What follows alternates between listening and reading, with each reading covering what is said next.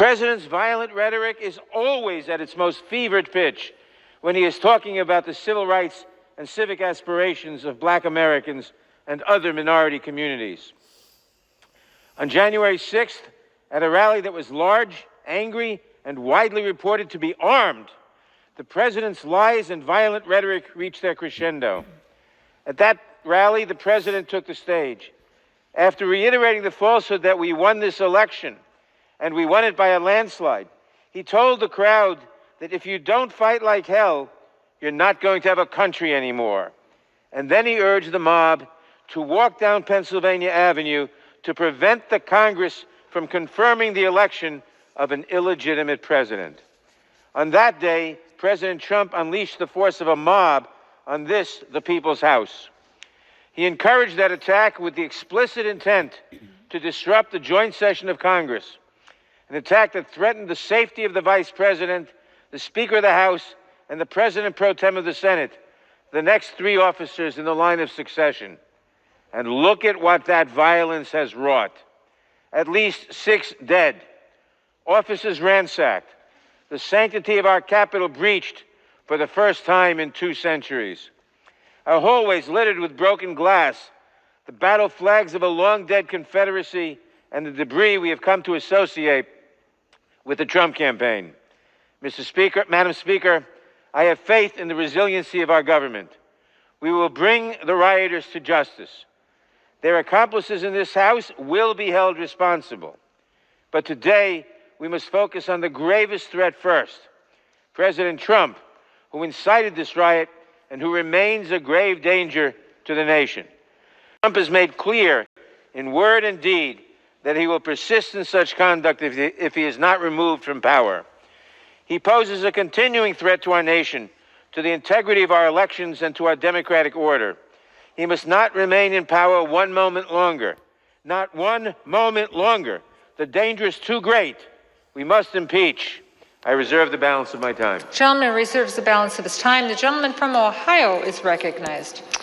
Thank you, Madam Speaker. I would yield 2 minutes to the gentleman from California, Mr. McLean. The gentleman from Ohio, in control of the time on that side of the aisle, wishes to yield 4 minutes to the gentleman from California. Correct? Yes. The gentleman from California is recognized for 4 minutes. Thank you, Madam Speaker. You know, I didn't like the president's speech on January 6th either. I thought he was wrong to assert that the vice president in Congress can pick and choose which electoral votes to count. He was wrong to set such a confrontational tone in a politically tense situation. But what did he actually say? His exact words were, quote, "I know that everyone here will soon be marching over to the Capitol building to peacefully and patriotically make your voices heard," unquote. That's impeachable? That's called freedom of speech.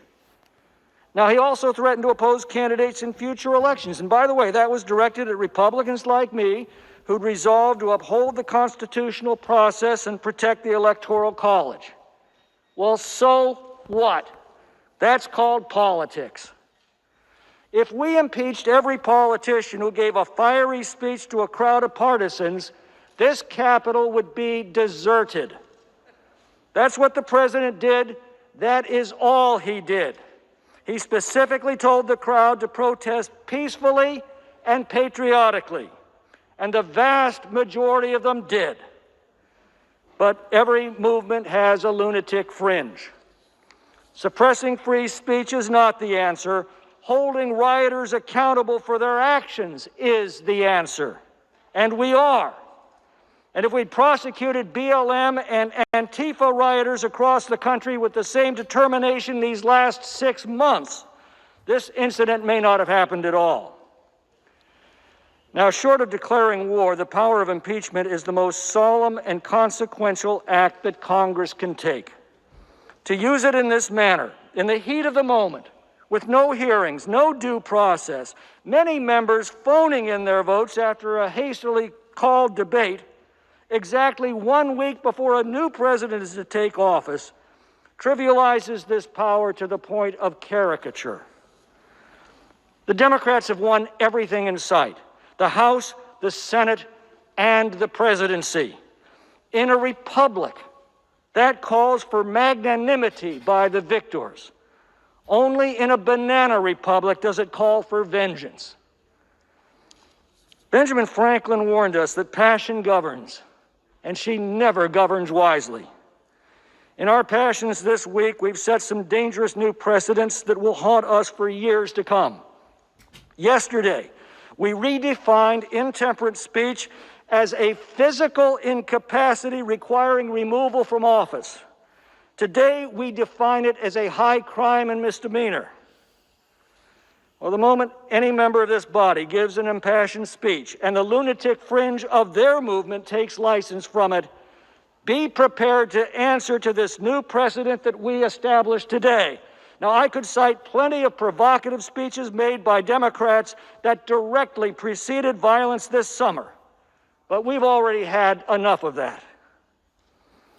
You know, after 600,000 Americans had perished in the Civil War, Abraham Lincoln appealed to the better angels of our nature. He said, "With malice toward none, with charity for all, let us bind up the nation's wounds." Those words were so important to the unity of our nation, they're inscribed in marble at the Lincoln Memorial. I cannot think of a more petty, vindictive, and gratuitous act than to impeach an already defeated president a week before he is to leave office. President-elect Biden's promise to heal the nation becomes a hollow mockery in the harsh reality of this unconstitutional act. God help our country. The gentleman's time has expired. Good job, Tommy. The gentleman from Ohio reserves. Reserve.